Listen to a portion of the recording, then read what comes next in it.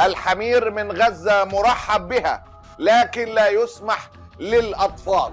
شيء يعني دي الصحافة الألمانية. وفقا لبياناتها قامت جمعية ملجأ من أجل بداية جديدة الإسرائيلية بإجلاء 600 حمار من غزة، بيفضوا غزة من الحمير.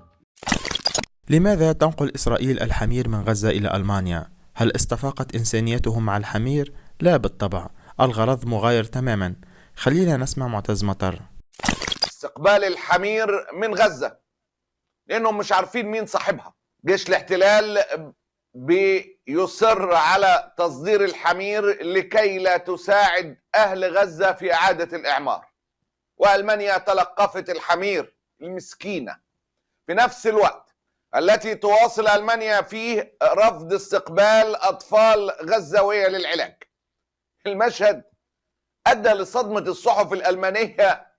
ده إسرائيل بتنقل لهم حمير غزة اللي بيتنقلوا بها في فترة الحرب مع عدم وجود بنزين ولا سيارات ولا مواصلات، في حين أن ميرتس وحكومته يرفضون استقبال الأطفال.